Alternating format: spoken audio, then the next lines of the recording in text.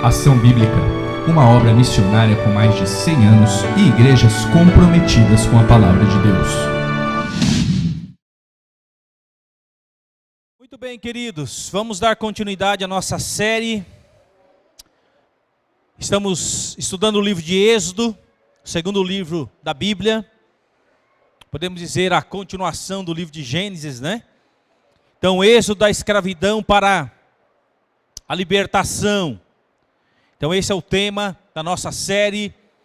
E então nós vemos como Deus, de maneira maravilhosa, gloriosa, poderosa, libertou o seu povo do Egito, depois de 430 anos que eles estavam ali, desde a chegada de José e depois a sua família, total de 70 pessoas, e depois de 430 anos já passavam de 2 milhões de pessoas.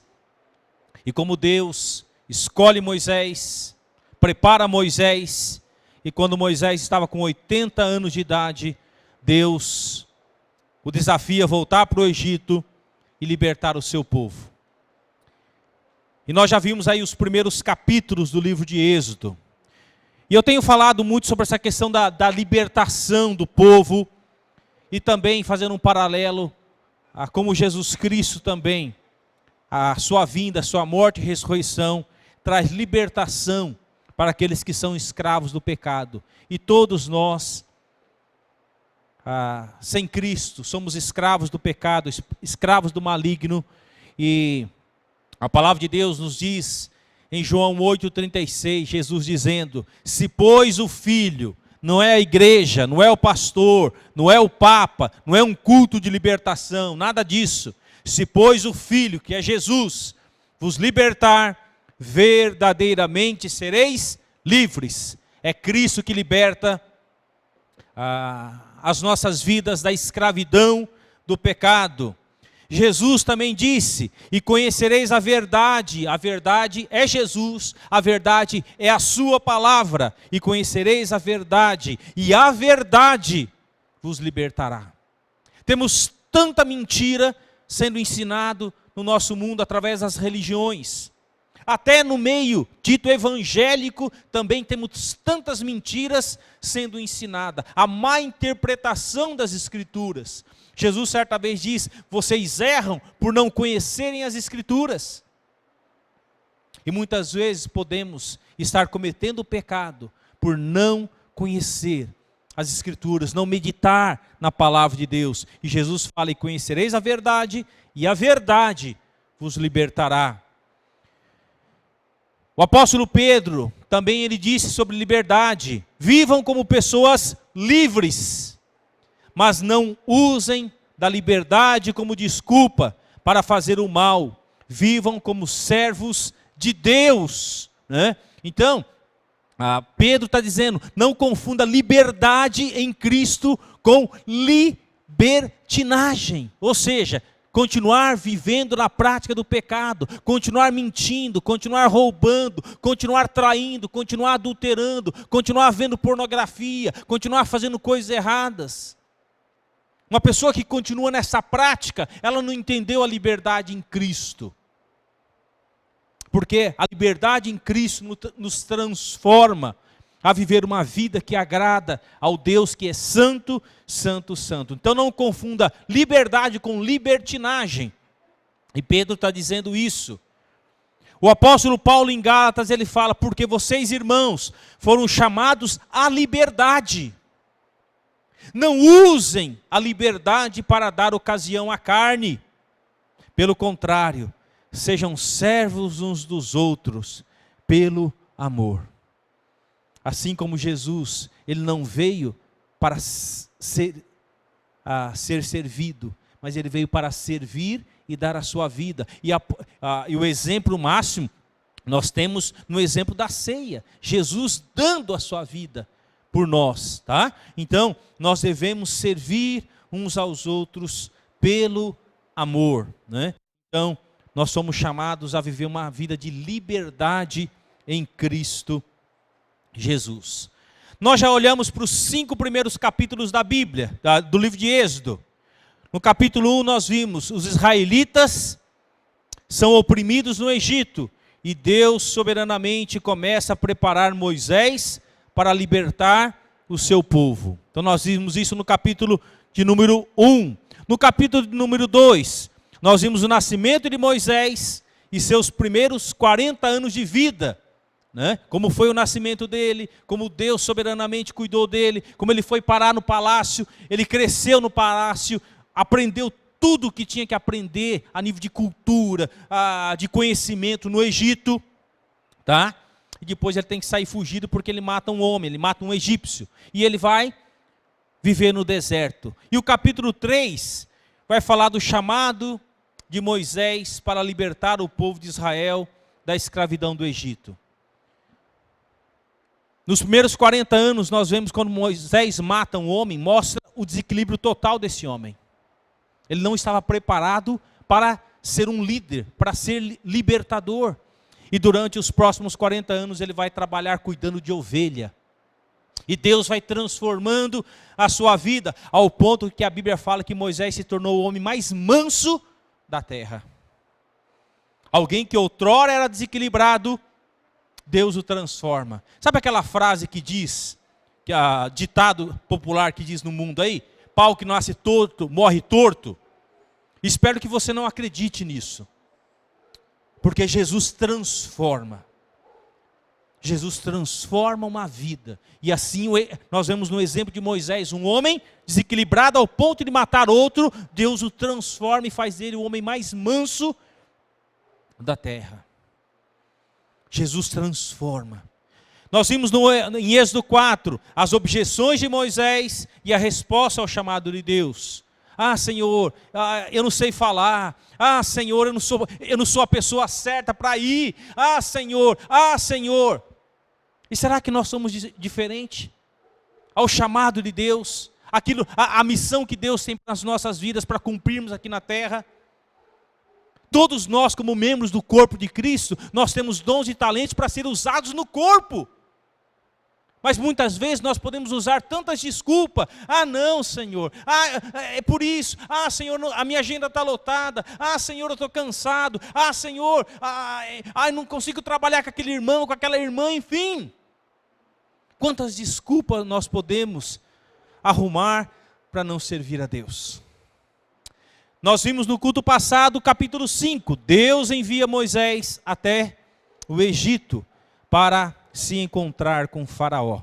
Então nós já vimos os 5 primeiros capítulos. Está gravado e vai ser colocado no canal da nossa igreja no YouTube e você pode acompanhar. Hoje eu quero olhar para Êxodo 6. Né?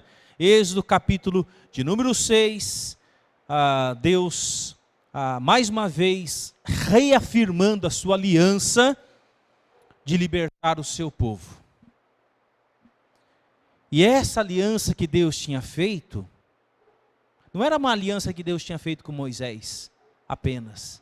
Deus estava reafirmando a sua aliança com Moisés, mas Deus tinha feito essa aliança com Abraão, o primeiro patriarca, Abraão, Isaac e Jacó. Né? E agora Deus vai cumprir a sua promessa. E nós vamos ler Êxodo capítulo 6, eu estou lendo na NVI, eu vou projetar aqui para os irmãos também poderem acompanhar a leitura da palavra de Deus. Diz assim, verso 1.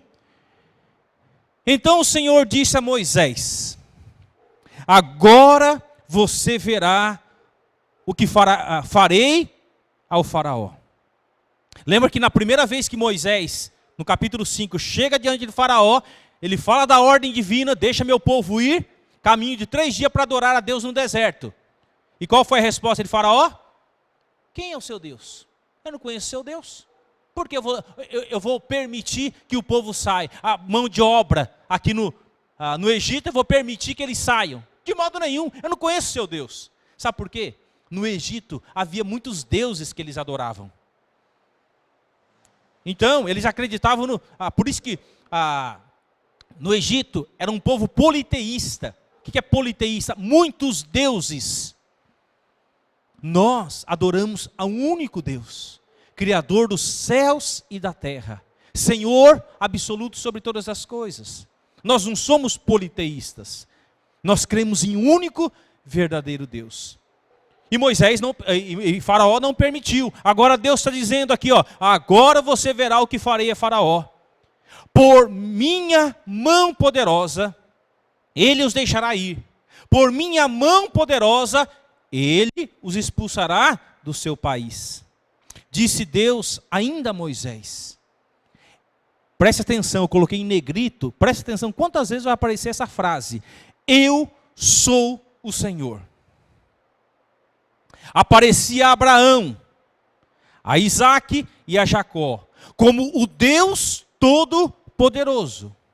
Mas pelo meu nome, o Senhor, não me revelei a eles. Depois estabeleci com eles a minha aliança, para dar-lhes a terra de Canaã, terra onde viveram como estrangeiros. E agora, ouvi o lamento dos israelitas, a quem os egípcios mantêm escravos, e lembrei-me da minha aliança. Por isso, diga aos israelitas, eu sou o Senhor. Eu os livrarei do trabalho imposto pelos egípcios.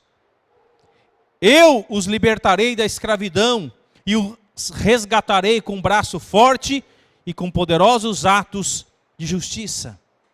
Eu os farei meu povo e serei o Deus de vocês.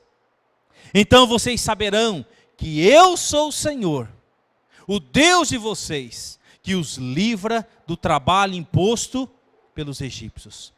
E os farei entrar na terra que, com mão levantada, jurei que daria a Abraão, a Isaque e a Jacó. Eu a darei a vocês como propriedade. Eu sou o Senhor. Moisés declarou isso aos israelitas, mas eles não lhe deram ouvidos por causa da angústia e da cruel escravidão que sofriam. Então o Senhor ordenou a Moisés, vá dizer ao Faraó, rei do Egito, que deixe os israelitas saírem do país. Moisés, porém, disse na presença do Senhor, se os israelitas não me dão ouvidos, como ouvirá o Faraó? Ainda mais que não tenho facilidade para falar. Novamente Moisés se justificando, né? Senhor, eu não sou a pessoa. Mas o Senhor ordenou a Moisés e a Arão que dissessem aos israelitas e ao Faraó, rei do Egito, que tinha ordem para tirar do Egito os israelitas. E lá no finalzinho do capítulo, porque agora vai entrar uma genealogia aí de vários nomes, né? Que vai mostrar a descendência de Moisés e de Arão, da onde eles vêm, da tribo de Levi, tá? Mas pulando já para o final, verso 27.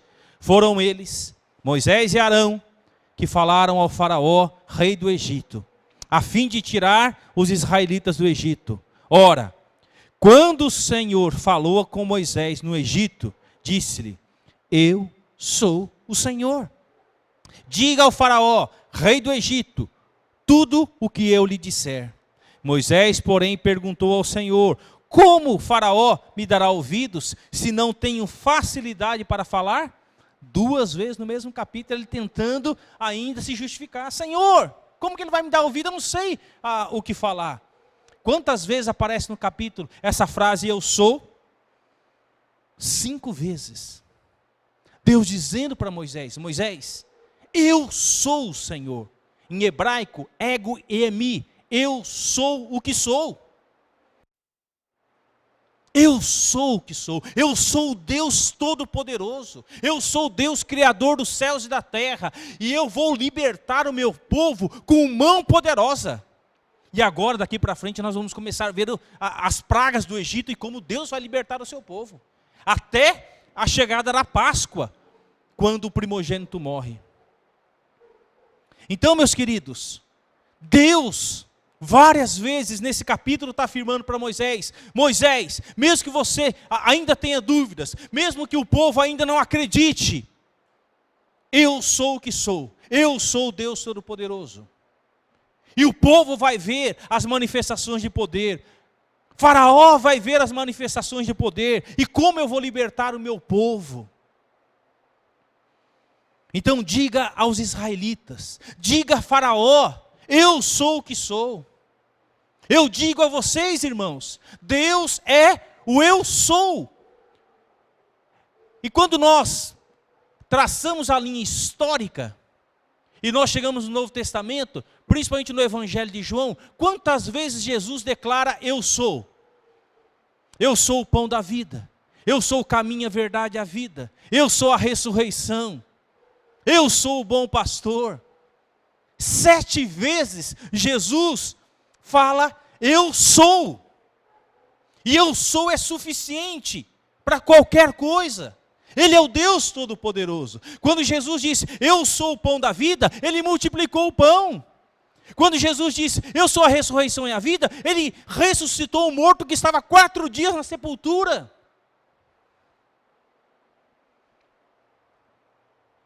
Cinco vezes nesse capítulo, Deus diz para Moisés, fale para o povo do Egito, fale para o povo de Israel, eu sou o Deus Todo-Poderoso.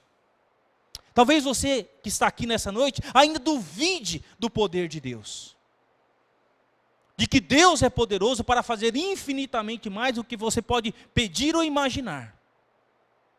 E a minha oração é que Deus transforme o seu coração, para que você não duvide, para que você não seja incrédulo diante do poder de Deus, diante daquilo que Deus pode fazer ainda hoje, com mão poderosa. Então vamos entender um pouco esse capítulo 6. O capítulo 6 de Êxodo é um marco significativo na história do Êxodo, pois apresenta uma nova interação entre Deus e Moisés. Este momento é repleto de esperança e reafirmações das promessas divinas, em um contexto de grande desespero vivido pelo povo de Israel. Diante desse desespero, diante do sofrimento, diante da escravidão, o povo estava incrédulo. E sabe o que eu percebo na minha caminhada com Deus, por mais de 35 anos, e 30 anos no ministério pastoral? Eu percebo que muitas vezes, muitos irmãos passam por deserto, passam por provações. E muitas pessoas acabam desistindo de caminhar com o Senhor. Deixam de orar, deixam de ler a Bíblia, abandonam a igreja, porque eles duvidam daquilo que Deus pode fazer. E é mais fácil, diante dos problemas, começar a acusar as pessoas. A culpa é do pastor, a culpa é do irmão, da irmã, a culpa é da igreja. Nós queremos sempre justificar os nossos pecados, as nossas escolhas. E diante do sofrimento, da opressão aqui, o povo está incrédulo. Será que realmente Deus vai nos tirar dessa? Por isso que Deus reafirma 5 vezes, eu sou. E vocês vão ver. E hoje, eu não preciso dar um spoiler para vocês. Hoje nós conhecemos a história. Hoje nós estamos olhando para trás. Esse povo estava olhando para frente. Eles não conheciam o que Deus ia fazer. Hoje nós olhamos para a história e sabemos o que Deus fez. Então, nós somos muito mais privilegiados. E nós somos indesculpáveis diante do que Deus já fez na história. E hoje nós olhamos para frente, aguardando a volta de Jesus para libertar o seu povo desse mundo e nos levar para estar para sempre com Ele. Após o primeiro encontro entre Moisés e Faraó, as condições para os israelitas, que já eram de escravidão, tornaram-se ainda mais severas, gerando dúvidas e descrença, tanto no povo quanto no próprio Moisés. No entanto, Deus em sua soberania, responde com palavras poderosas de encorajamento, renovando suas promessas e seu plano de libertação. Lembra que a primeira vez que Moisés foi a Faraó, o que Faraó fez?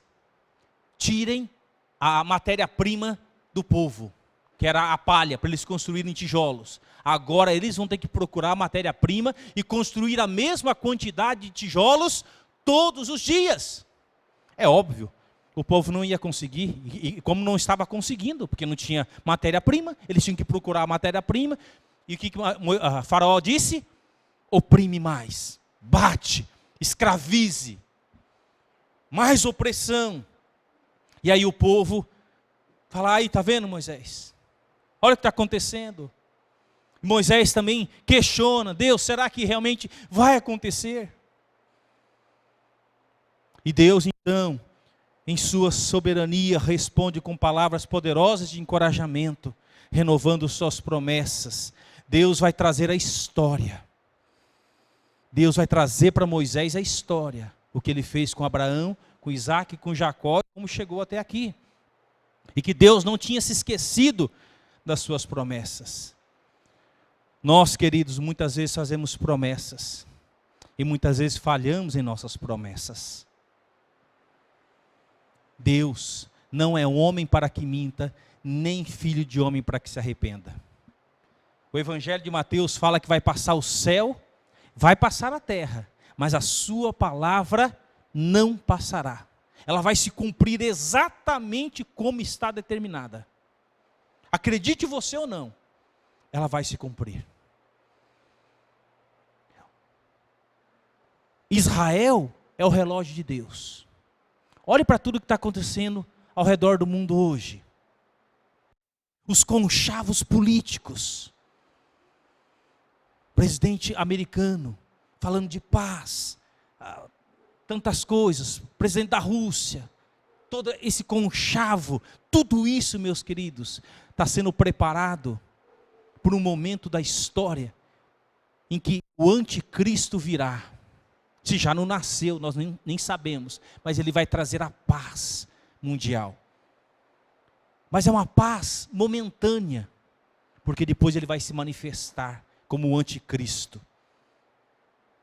O mundo está sendo preparado para esse ambiente. Quem será o anticristo, nós não sabemos. Mas a promessa da palavra de Deus fala que ele virá. E dias terríveis virão sobre a terra. E aquilo que é descrito no Apocalipse, tudo aquilo vai se cumprir, exatamente como está ali.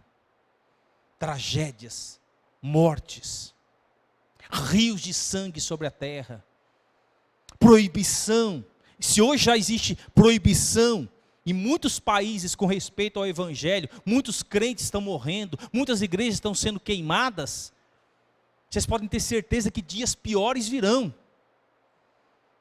E não é porque nós moramos num país hoje com certa liberdade, que essa liberdade vai continuar. É só dar uma olhadinha para a nossa política, para os conchavos, por tudo que está acontecendo. Dias piores virão. Mas Deus continua sendo eu sou, Deus Todo-Poderoso, porque o plano de Deus vai se cumprir na história. O contexto de desânimo. Então, no capítulo anterior, Moisés, obedecendo ao chamado de Deus, confronta Faraó com a famosa declaração: deixa meu povo ir, porque Deus disse para ele. Contudo, ao invés de ceder, Faraó endurece o coração e agrava as condições de trabalho dos israelitas, aumentando sua carga de sofrimento. Essa resposta inesperada gera frustração, tanto em Moisés quanto no povo. Os israelitas, já exaustos da opressão, culpam Moisés por seu sofrimento adicional. Vocês estão entendendo?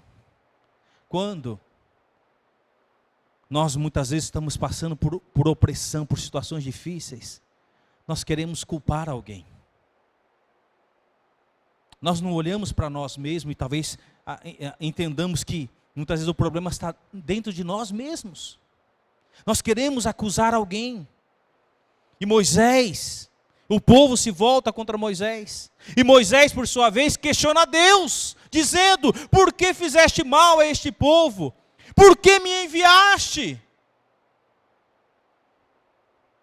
O Senhor não me chamou para libertar o povo? Por que ainda não aconteceu? Calma, Moisés. Calma, agora você vai ver. Você vai ver o meu poder se manifestando na terra do Egito.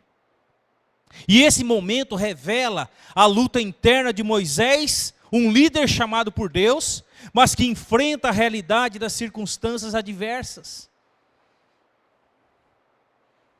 Quando eu e você, meus queridos, estamos sob pressão, sobre adversidade, nós muitas vezes somos tentados a questionar: por que Deus? Por que Deus? Eu, por vezes, nessa caminhada no ministério pastoral, por vezes eu fiz essa pergunta: por que Deus? Por que tal pessoa? Por que isso, Senhor? Por que aquilo? Mas Deus continua sendo Deus, soberano, poderoso. E mesmo que nós não entendamos o turbilhão que nós estamos vivendo no momento, Deus está preparando, né, e vai nos revelar o seu propósito, no momento certo, na hora certa.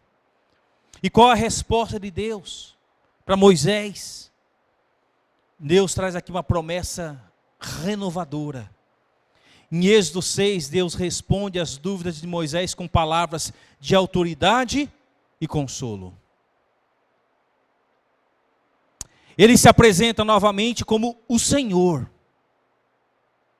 Novamente, meus queridos, entenda isso. Deus não é o nosso coleguinha.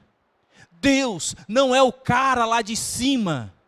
Deus, Ele é Senhor, soberano sobre todas as coisas.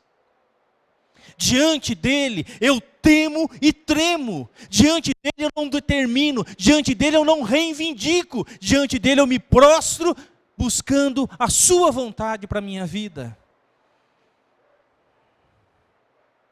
Ele se apresenta novamente como o Senhor, lembrando a Moisés de sua aliança com Abraão, Isaque e Jacó. Deus afirma que Ele ouviu o clamor do seu povo e que está ciente a sua dor, assim como Deus ouve o seu clamor e Ele está ciente a sua dor. E este é um lembrete poderoso de que Deus não é indiferente ao sofrimento humano. Deus está vendo o que está acontecendo na Ucrânia. Deus está ciente do que acontece em Israel. Deus está ciente do que acontece em qualquer canto desse mundo. Deus não está alheio à necessidade e ao sofrimento das pessoas. A justiça de Deus virá de maneira perfeita. E aqueles que oprimem, aqueles que machucam, aqueles que humilham, pagarão por tudo isso que tem feito. Se não se arrependerem de seus pecados e se humilharem diante de Deus. Mas Deus não está alheio ao sofrimento das pessoas. Deus não está. Eu ou você podemos estar indiferente à dor, ao sofrimento das pessoas, mas Deus não. Deus declara que intervirá com mão forte. A mão de Deus é poderosa. A palavra de Deus fala que horrível coisa é cair nas mãos do Deus vivo. Meus queridos, não brinquem com Deus. Porque numa curva dessa você vai encontrar a mão poderosa de Deus. E a mão de Deus é poderosa, ela é pesada. E redimirá Israel da escravidão. Ele promete libertar o povo e conduzi-lo à terra prometida, cumprindo a aliança feita com os patriarcas. As palavras de Deus são cheias de esperança. Eu sou o Senhor, e vos tirarei de debaixo das cargas do Egito, e vos livrarei da sua servidão, e vos resgatarei com o braço estendido e com grandes juízos. E nós sabemos que isso aconteceu exatamente como Deus falou. Aconteceu exatamente. Por que duvidamos de Deus? Por que ainda somos incrédulos diante desse Deus Todo-Poderoso? Por que ainda justificamos os nossos pecados? Por que ainda não queremos servir a esse Deus Todo-Poderoso? E Ele está te convidando a fazer parte desse projeto. Vem! E não existe projeto mais maravilhoso na terra do que eu e você podemos estar envolvidos na obra do Senhor. Onde nós veremos vidas libertadas do império das trevas e tendo suas vidas transformadas.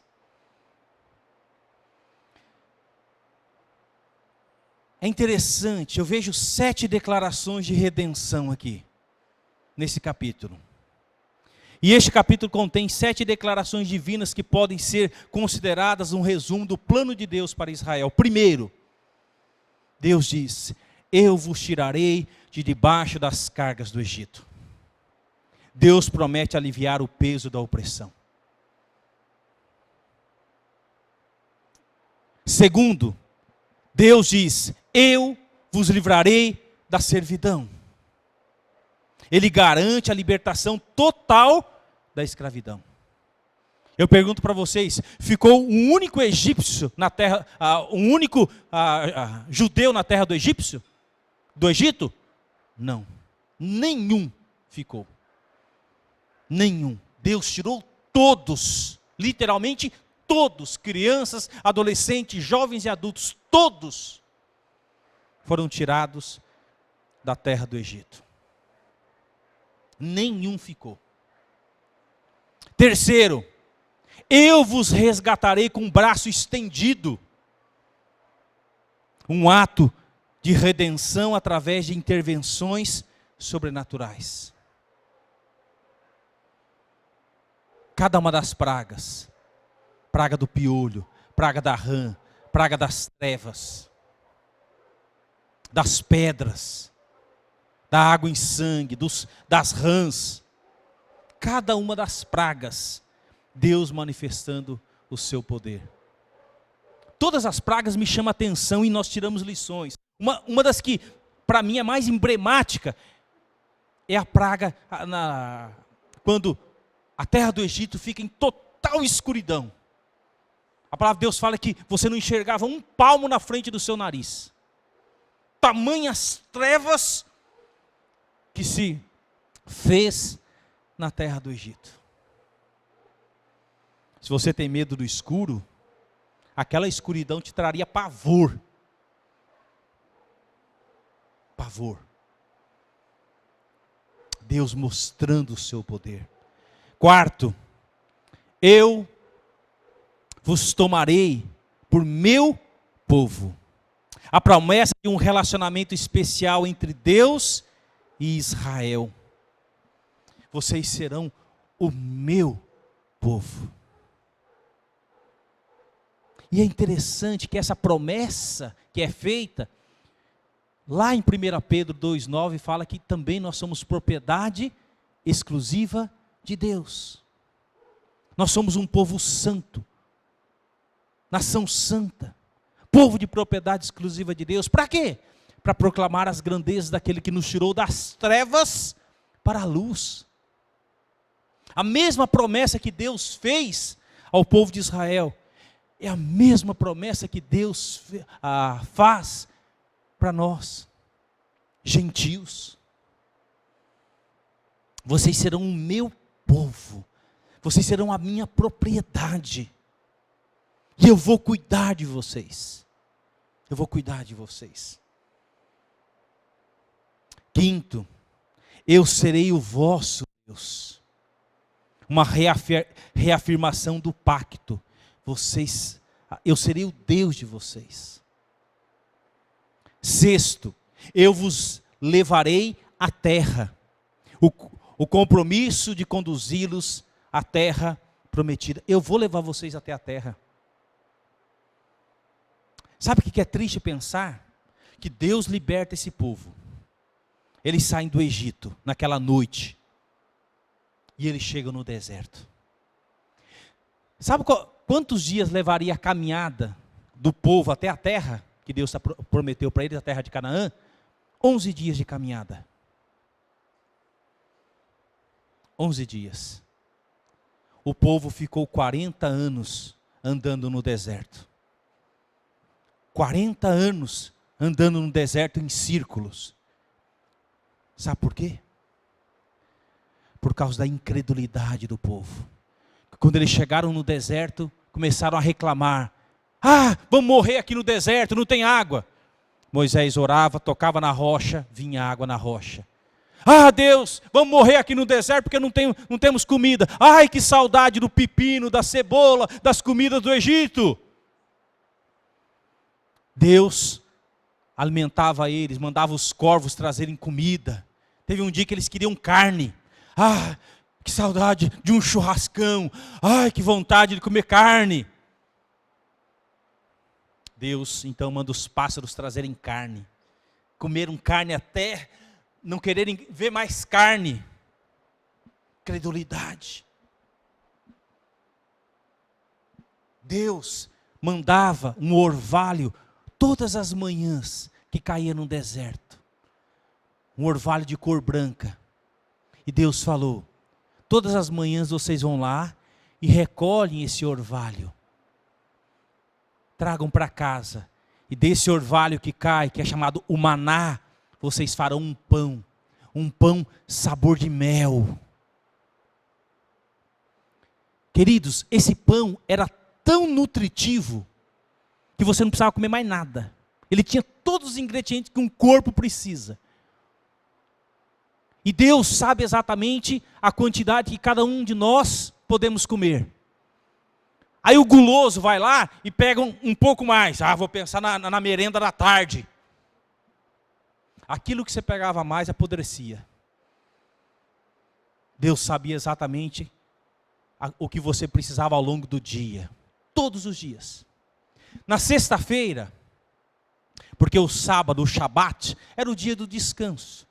Era dia do povo se voltar para o Senhor, pensar no Senhor, adorar ao Senhor. Quando nós chegarmos nesse aspecto, eu vou falar também do dia de descanso que todo cristão tem que ter. Todo cristão tem que ter. Não é mais o sábado, mas um dia. Hoje nós reservamos o domingo do Senhor, para adorar ao Senhor, para buscar ao Senhor, para descansar. Na sexta-feira, o povo podia pegar a porção dobrada, para fazer o pão da sexta e do sábado, e não estragava. Não estragava. Então, meus queridos, mas por causa da incredulidade desse povo, essa geração que saiu do Egito, os adultos, essa geração que saiu do Egito, que murmurava, que reclamava, que construiu o bezerro de ouro, quando Moisés estava recebendo as tábuas da lei lá no monte, construíram um bezerro de ouro e fez um carnaval lá, né? O primeiro carnaval acontece lá, o povo dançando em volta do bezerro de ouro. E Deus falou: desce lá que o povo está num carnaval lá, ó. E naquele dia, Moisés desce, e ele vê aquele carnaval rolando, e o irmão dele envolvido lá, Arão, ele fica com tanta raiva que ele quebra as tábuas. A terra se abre, e alguns milhares de pessoas é engolido pela terra. Morte. Aquela geração inteira, dos mais velhos, morreu no deserto, foi enterrada no deserto, com exceção de 2 homens, Josué e Calebe, que foram fiéis a Deus. E somente os filhos daquela geração, eles sim entraram na terra, tomaram posse da terra, sob a liderança de Josué. Mas aquela geração incrédula, eles não entraram na terra, mesmo tendo visto os poderosos feitos de Deus. A incredulidade é um pecado terrível no coração das pessoas. Você pode agir com incredulidade, duvidar do poder de Deus. Diante dos desafios que você está enfrentando, você duvida de Deus. E Deus fala: eu vos levarei. E Deus levou. 7, eu vou-lhe darei por herança, a terra será um presente perpétuo para Israel. Está lá, a terra está lá. Aquela terra de Canaã, onde tem árabes e toda aquela galera toda lá, toda aquela terra lá pertence a Israel.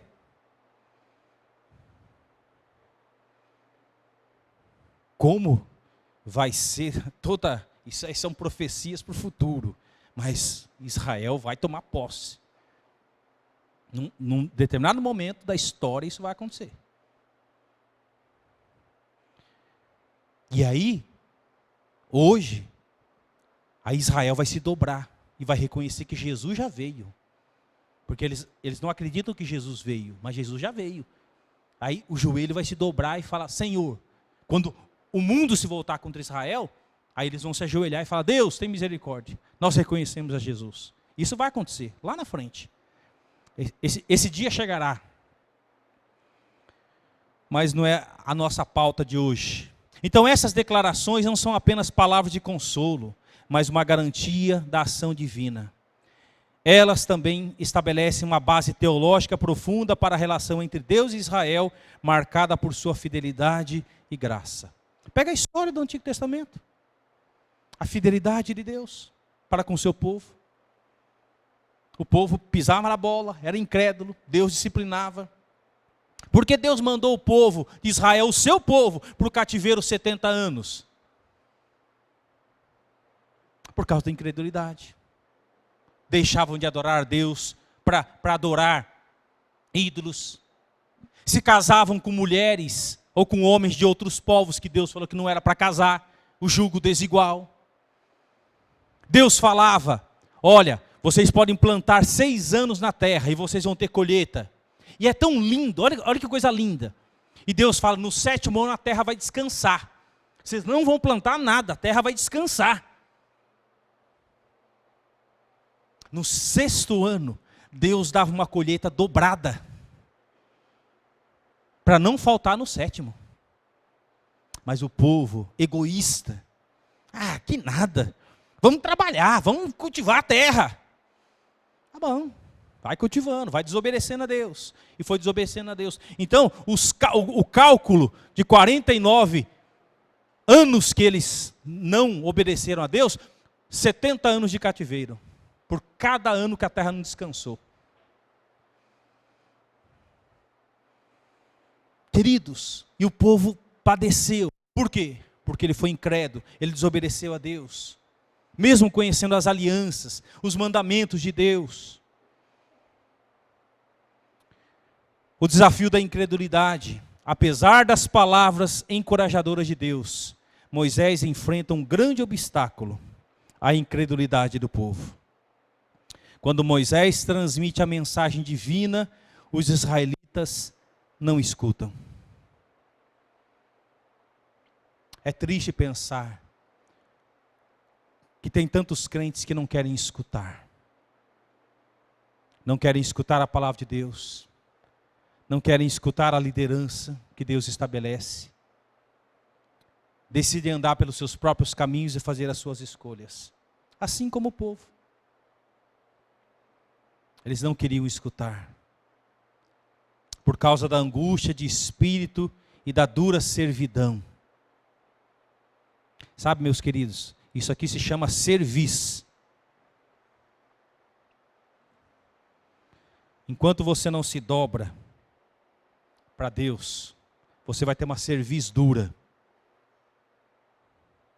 É como se eu pegar aqui um galinho verde. Vou pegar só um pedacinho, tá, gente? Quando você pega um galinho verde, ele se dobra com facilidade. Mas quando você pega um galho seco, quando você vai dobrar, faz o quê? Ele quebra. E é exatamente isso. Aquele que tem uma cerviz dura, Deus quebra. Mas aquele que se humilha diante dele, Deus abençoa. E qual tem sido a sua postura diante de Deus? Como está a sua cerviz diante de Deus? E este momento ilustra como o sofrimento prolongado pode abalar a fé e dificultar a aceitação de boas notícias, mesmo quando elas vêm diretamente de Deus. As pessoas duvidam. Uma pessoa que tem uma cerviz dura, pode aparecer até um anjo do Senhor falando para ele não vai ouvir. Mas eu sou o anjo Gabriel vindo da parte de Deus para falar com você. Eu não acredito. Quando uma pessoa tem uma cerviz dura, ela não se humilha. Ela não se dobra diante da palavra. Ela não se dobra diante de Deus. Então Deus quebra. Você prefere se humilhar? Ou você prefere ser quebrado por Deus? É uma escolha. E esse povo teve que ser quebrado diante de Deus. Além disso, Moisés continua a lutar com suas próprias inseguranças. Ele questiona sua capacidade de liderar, mencionando novamente os lábios incircuncisos, né? A referência à sua dificuldade de falar com eloquência. Apesar de suas dúvidas, Deus reafirma sua escolha de Moisés e instrui a retornar a Faraó, reforçando que o plano divino será cumprido. Moisés, eu sei da sua limitação, mas Moisés, me obedeça, volte a Faraó, fale para ele. E ele verá, e você verá, e o povo verá o meu poder. E a soberania de Deus sobre o Egito. Uma das mensagens centrais de Êxodo 6 é a soberania de Deus. Ele declara que agirá com poder contra Faraó e o Egito, não apenas para libertar Israel, mas também para demonstrar que Ele é o Senhor. Essa demonstração de poder será evidente nos juízos que virão, culminando nas pragas que serão descritas nos capítulos seguintes. Assim como Deus manifestou juízo sobre a terra, Deus novamente manifestará o seu juízo sobre a terra. E está descrito já em Apocalipse. Apocalipse é o spoiler daquilo que vai acontecer. Deus vai manifestar o seu juízo sobre a terra. Deus libertou através de juízos. Deus vai manifestar o seu juízo sobre a terra. E caminhando para o final, a luta entre Deus e Faraó não é apenas política ou social, é espiritual. Faraó representa um sistema de opressão e rebeldia contra Deus, enquanto a libertação de Israel é uma declaração que Deus é o supremo sobre todas as nações da terra. Então esses poderosos reis da terra aí, que se acham, os ditos poderosos, eles vão ver quem é o poderoso. Nabucodonosor, lá no livro de Daniel, certa vez ele disse, né?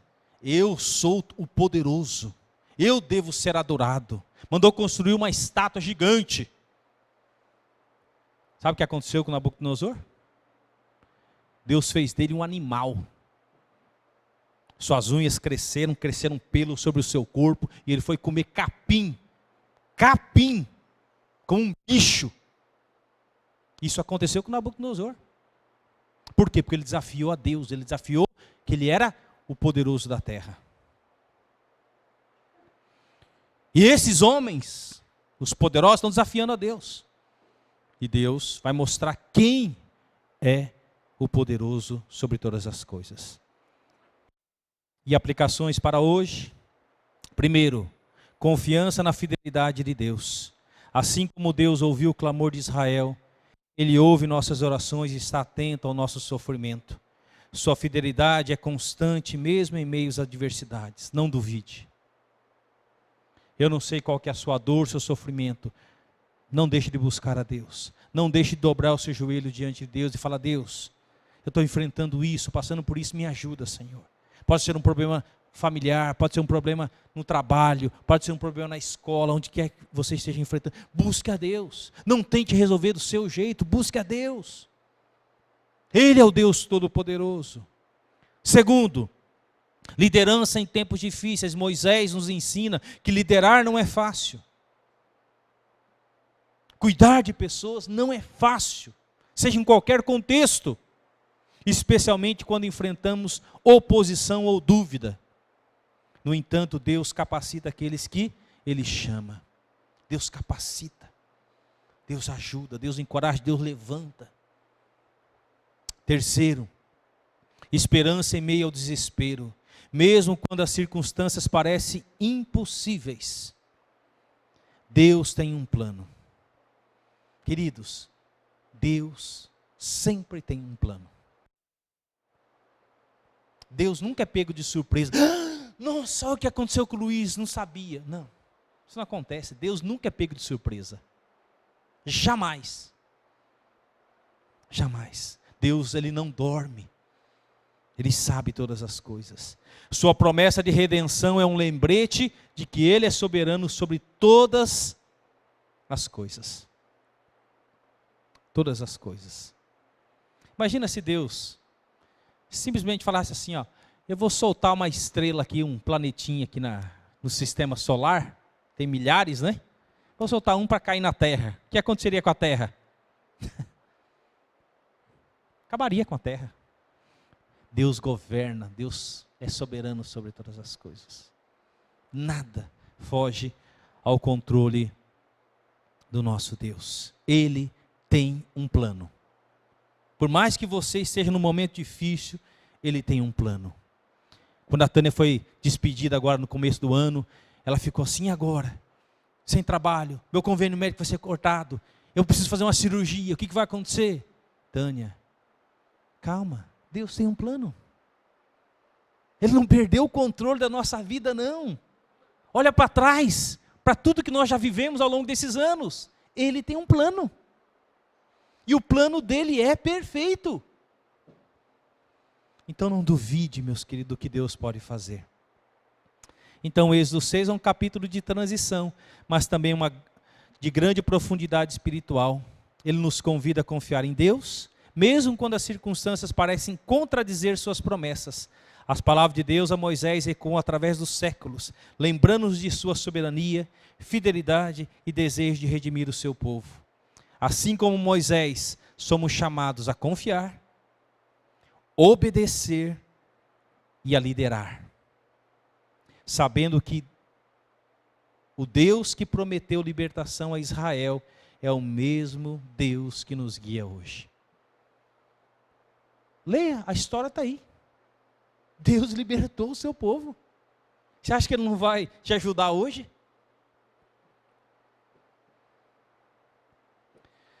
Libertos por Deus para andar com Deus. Feche seus olhos, vamos orar, nos preparar para a ceia do Senhor. Pai, obrigado por esse capítulo 6, que mostra, Senhor, que mesmo diante da dúvida do povo de Israel, mesmo diante da dúvida de Moisés, mesmo diante da incredulidade do povo, Senhor, o Senhor reafirma várias vezes para Moisés e para o seu povo: eu sou o Senhor. Eu vou manifestar o meu poder sobre a terra. Eu vou libertar o meu povo. Não vai ficar um hebreu na terra do Egito. Eu tirarei o meu povo. Eu estou ciente da sua escravidão. Eu estou ciente do seu sofrimento. Eu estou ciente das suas lágrimas. Eu estou ciente de tudo o que está acontecendo. Nada foge ao controle. O mesmo Deus do passado é o mesmo Deus de hoje. Talvez você duvide do poder de Deus.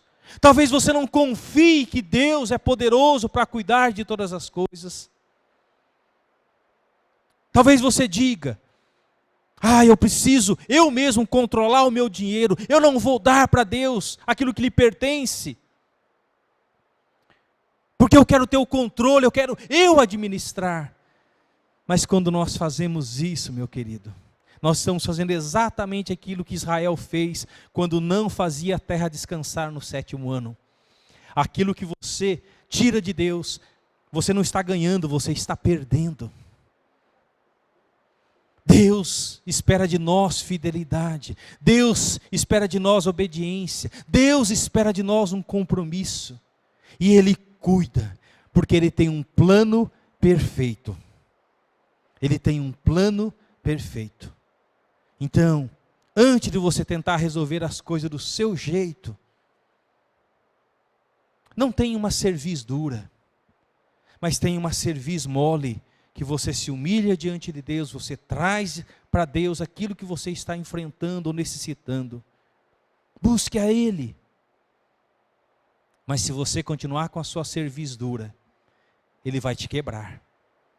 E quando Deus quebra a dor, a sofrimento, a tristeza, Deus quer que você se humilhe. Deus não quer te quebrar, mas se necessário for, Ele quebra. para mostrar quem é o Deus Todo-Poderoso sobre todas as coisas. Aquela geração inteira foi incrédula lá no deserto e morreu no deserto. Será que você tem vivido uma vida de incredulidade? Duvidando de Deus, duvidando da sua palavra, vivendo pelo seu próprio caminho? Que você se volte para Deus. Jesus Cristo, Ele pagou um alto preço para te libertar. Ele sofreu o castigo que hoje nos traz a paz. Para vivermos em santidade, para vivermos em obediência, sabendo que Ele cuida de nós até o fim. É uma escolha que você faz. Eu não posso fazer por você. Não quero ouvir daqui uns dias, daqui alguns meses, que você foi quebrado por Deus, está sofrendo por causa dos seus erros, das suas escolhas. Mas a minha oração é ouvir que você tem sido abençoado, cuidado por Deus, suprido por Deus, porque você tem sido fiel a Deus, amando a Deus acima de todas as coisas. Em nome de Jesus que eu oro e suplico. Amém. Ação Bíblica, uma obra missionária com mais de 100 anos e igrejas comprometidas com a palavra de Deus.